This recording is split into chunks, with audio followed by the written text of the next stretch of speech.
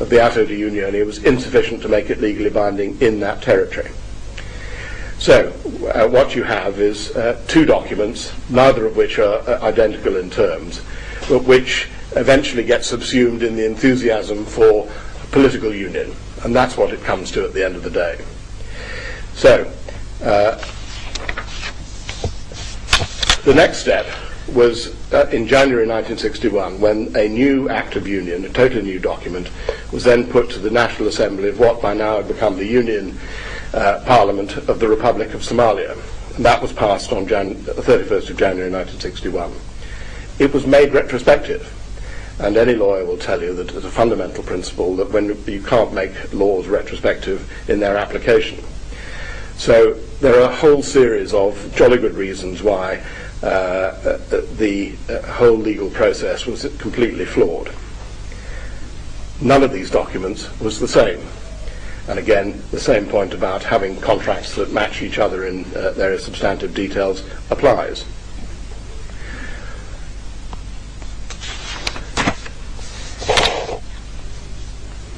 The next event that then happens is that there is a referendum in the new country, and this was designed to confirm what had taken place. It was a very interesting exercise.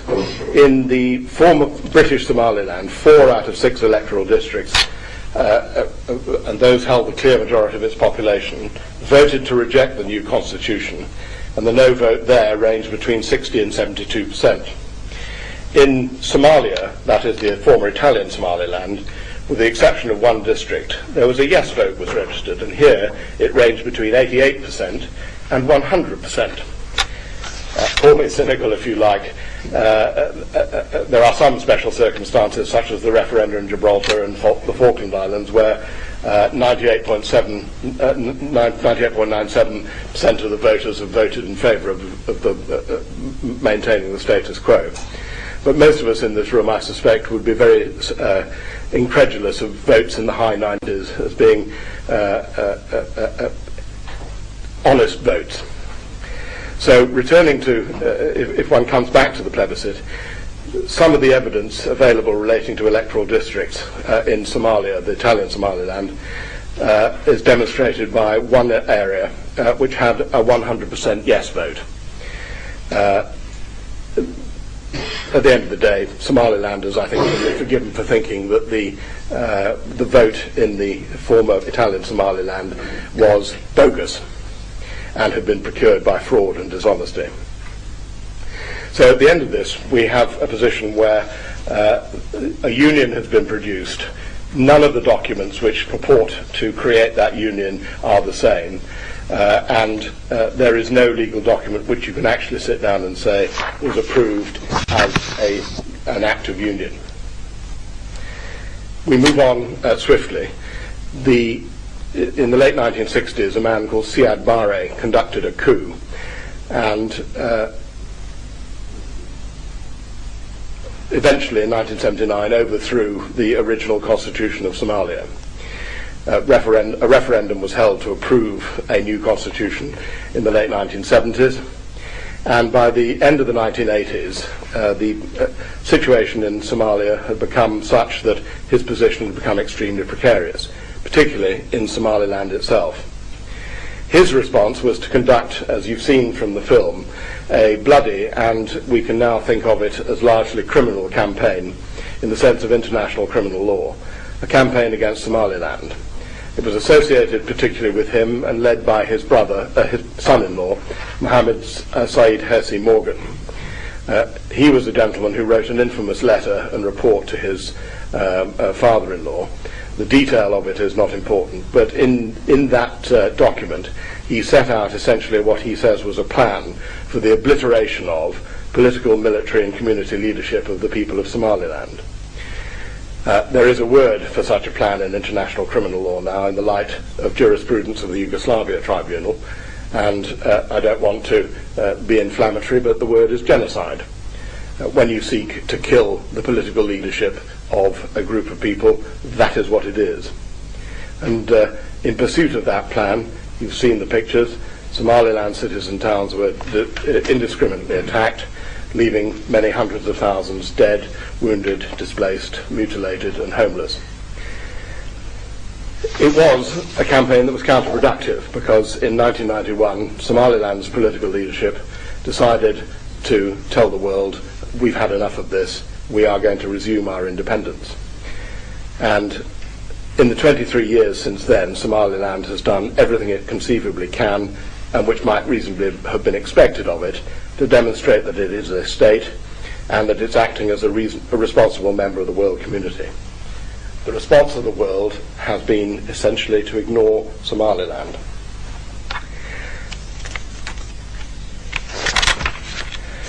Somaliland is a state, as a matter of fact and law. There's a very good reason for it. It qualifies in any legal definition of what is a state. It doesn't need a referendum to confirm that status, but I'm sure that were they to hold a referendum, there would be a substantial vote in favour of saying, we are a state, we are independent. The answer to statehood is actually quite straightforward. The classic statement of statehood goes back to a convention signed by South American states in 1933, the Montevideo Convention on the Rights and Duties of States, which sets out in Article 1 what everybody now accepts to be a proper statement of what a state is.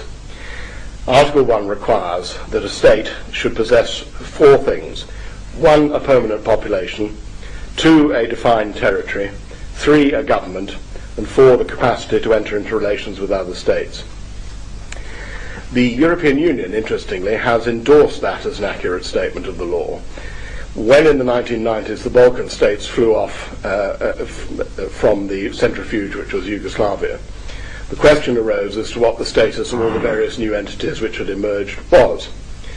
In particular, Serbia-Montenegro, as it then was trying to assert that it was the successor state to the former Yugoslavia, not a new state, which would have given it significant advantages in the world as it sought to take its place.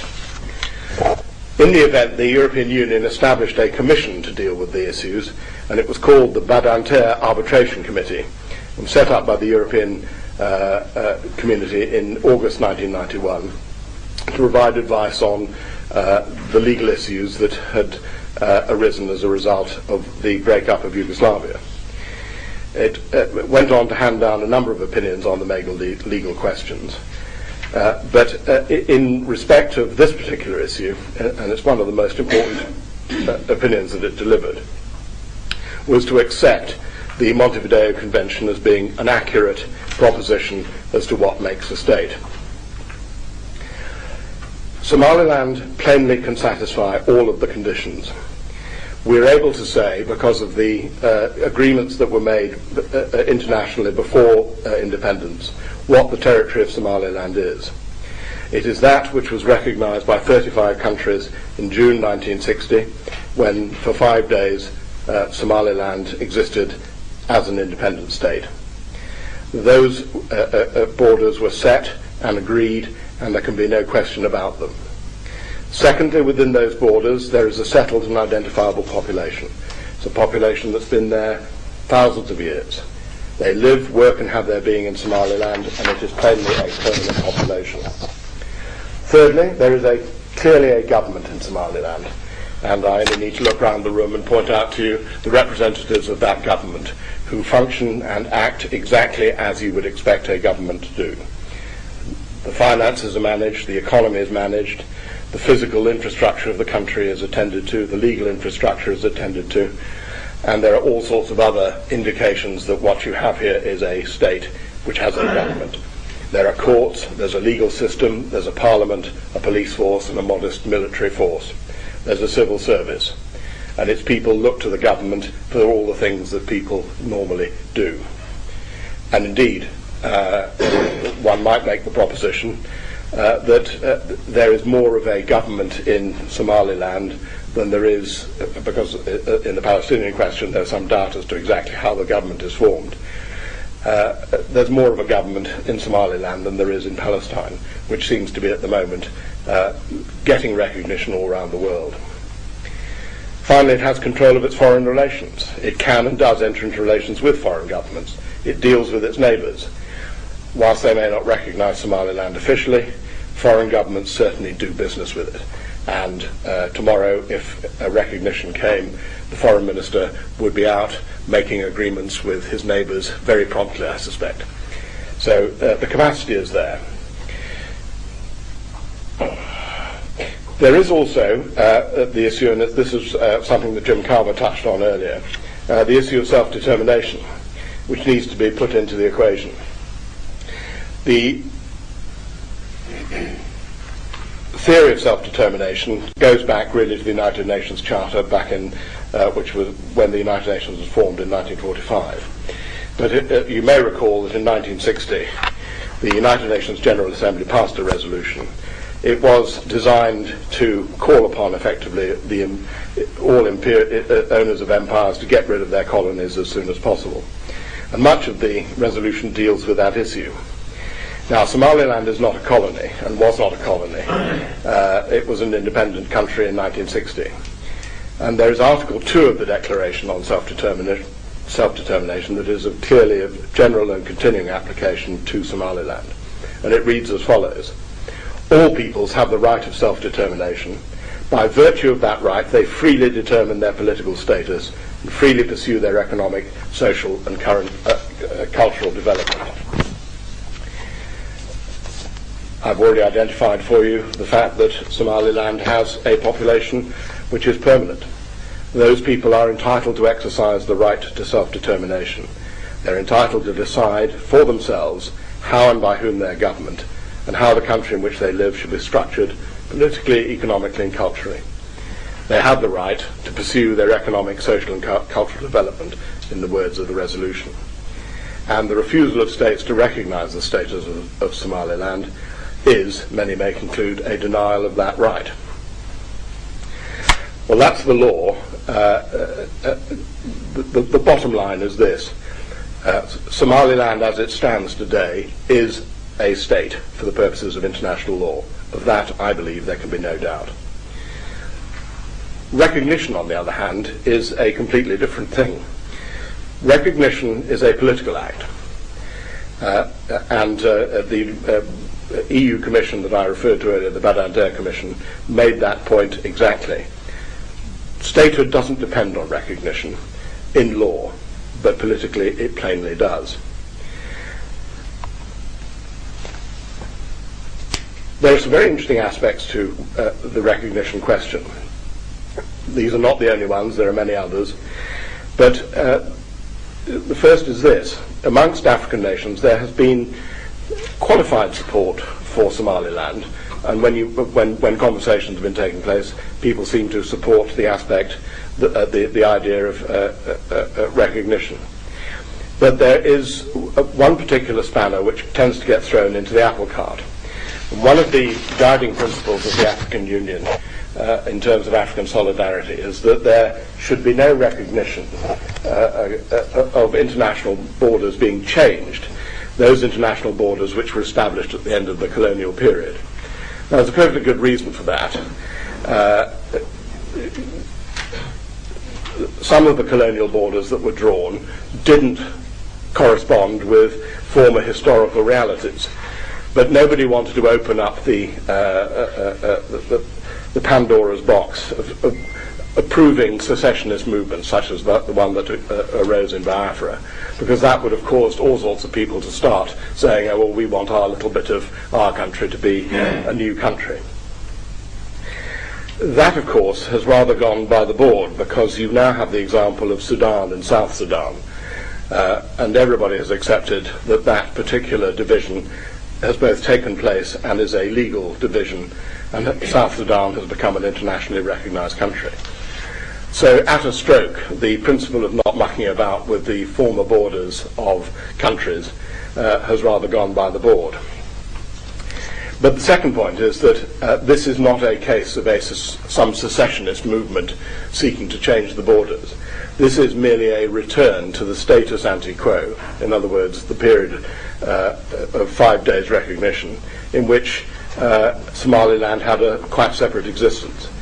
In that sense, the Somaliland question is completely unique on the continent of Africa.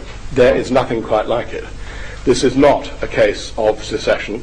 This is not a case like a Biafra. It's not a case it's not a case like Biafra. It is completely like the United Arab Republic, which some of you may remember existed between 1957 and 1961. Egypt and Syria went into a union, and then 4 or 5 years later they decided they didn't like it, and they ended the union. That is the case for Somaliland. It entered a union, it decided that it did not want to remain in the union, and has left. And that, ladies and gentlemen, is the vital thing. This is not about meddling with colonial borders. This is about a marriage which has failed, and a divorce has to take place.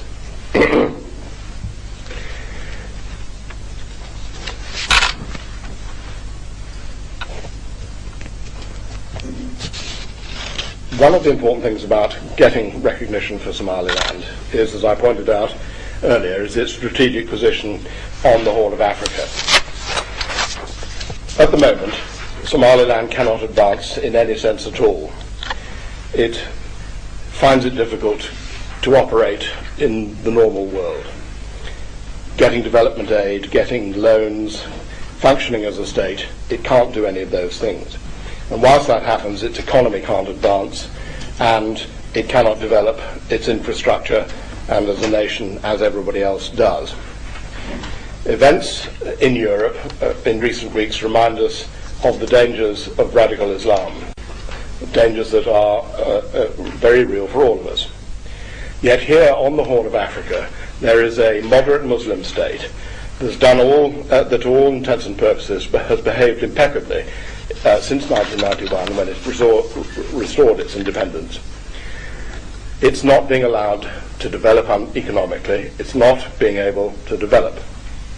And so it's effectively being left to moulder on the corner of Africa. The danger is that if we don't give its people the chance of progressing economically, if we deny them, continue to deny them the ability and means to develop, there is every risk that young men, firstly, young men and young women will leave the country, and it will be deprived of some of its talent. Others will then drift off to criminal gangs, and we know only too well that criminal gangs eventually get exploited by the radicals. On the other hand, Somaliland has so much to offer, and I was able with Jim Carver to go to a development conference last year, and I think both of us were absolutely staggered by the number of people who were interested players in the world of mining, oil and commerce, who wanted to find out about Somaliland and see if there was business to be done. And there are all sorts of possibilities. There are minerals, there's possibly oil, there are agricultural and horticultural possibilities. There is a potential tourist business industry. There is a major port at Berbera, which could be turned into an enormous hub for the import and export of goods into and out of neighbouring countries. Yet there is a problem.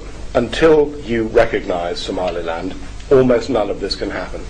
There are some courageous souls who are already doing business, but by and large people say, yes, but you're not recognised as a country, and therefore we don't have the courage to come in and help. There is also the prospect, we know about piracy, but we also know that this is, as I've described it earlier, one of the most important bits of sea in the world. Here is an enormous port at Berbera, which, if there were difficulties in the area, could be used by naval forces from NATO to help protect shipping. If it falls into the hands of the wrong people, that port doesn't become available. Just to give you one example of the absurdity of the approach that some governments take, our own Foreign Office in the United Kingdom refuses to recognise Somaliland.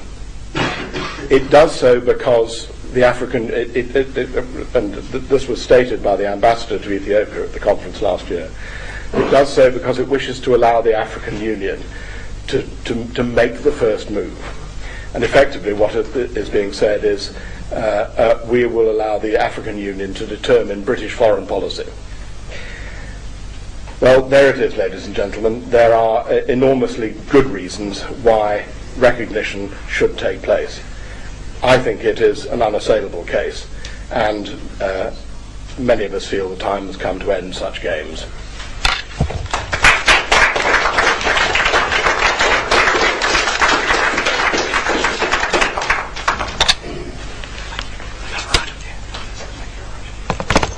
Thank you, Michael, for such a sound legal opinion.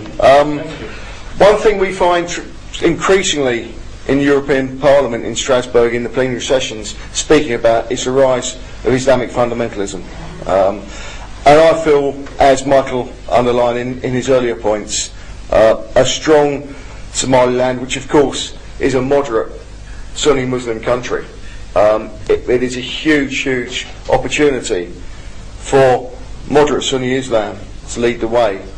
Edna spoke of the good educational facilities across Somaliland, and it strikes me that a well-educated youth who don't have the ability to fulfil their true potential, which I don't feel they do currently, with the lack of recognition of Somaliland, can often transfer, as Michael indicated, into other negative areas. So, for the very real security reasons in itself, that in itself is a very strong case, aside of the obvious and definite legal argument that was just put across so transparently by Michael.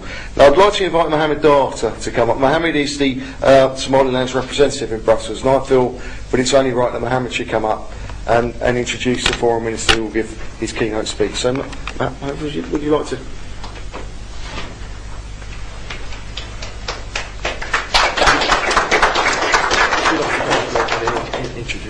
Yes.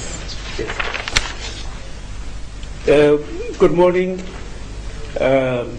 Thank you for giving me this opportunity.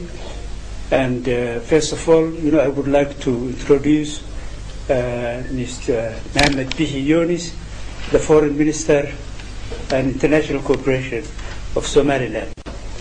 Secondly, I would like to introduce Dr. Saad Shire, who is the Minister of Planning of Somaliland.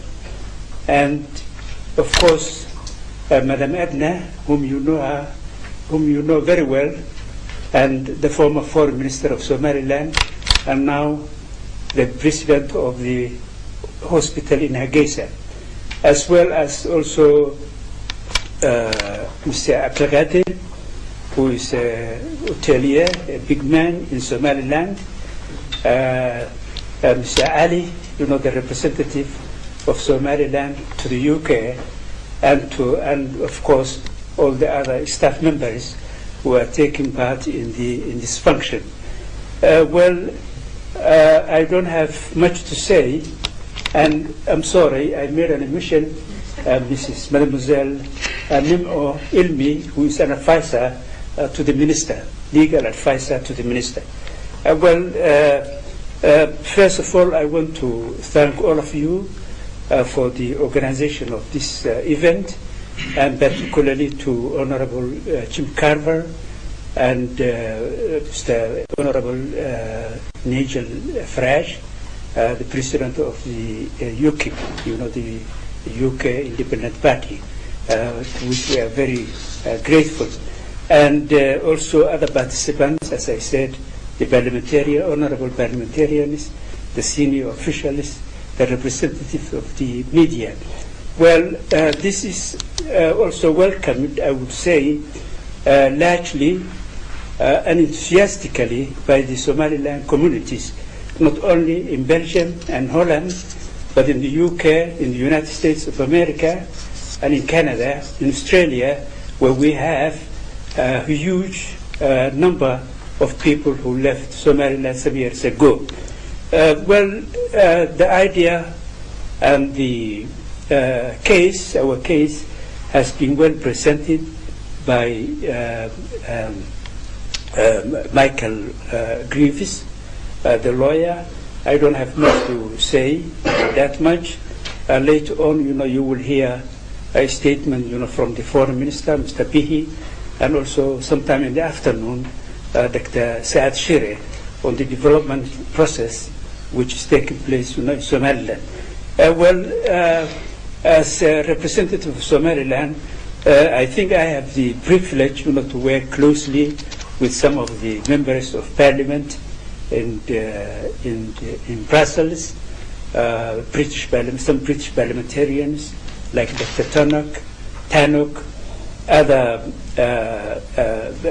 honorable members of parliament, and of course those who come to know about the matter about Somaliland, support Somaliland strongly. The reason being, as has been explained amply, that how people have recovered from this carnage. It was a wasteland, to use the expression of Eliot, the American poet. It was a wasteland after the war. I went there, I remember in 1991, Hargeisa, which has now a population of nearly 1 million people, had at that time 2,000 individuals. All the people deserted the area and went and took refuge in Ethiopia. But now you would see how the people have rebuilt the country. And I think one thing which is which strikes us, even Somaliland, there is another Somalis, the decision of the former government, that dictatorial government, not only to fight against the political movements, but to start killing the civilian population, without considering whether these people were civilians, whether they were political parties and whatnot. So I think here you have a strong feeling of the people of Somaliland to control even our government. It's a participatory government. People take part in the decision-making process, not only through the parliament and the House of Representatives, elders, but really you will see how much they're much involved. A British writer was writing about Somaliland for the last few years. Brad, I forgot his name, and he said that here you have a people's project. Somaliland is a people's project, which means that, of course, the level of participation of the people in the running of the country is very high. And no government can make any decision without consulting, the Somaliland, population. As also has been stated, the present government, since 1991, not only we developed, a democratic system, which is a model, for the rest of Africa in this region, but all along we have also rebuilt, the social services, especially education, health, services, and water systems. And to conclude, my statement, I would really like again, to thank you so much for participating, in this event, and we hope, the results, at the end will be good. Thanks so much. Yes. Eventually, at last, I want to, after saying that, I want to introduce, Mr. Mohammed Bihi Yunus, the foreign minister, to deliver his statement.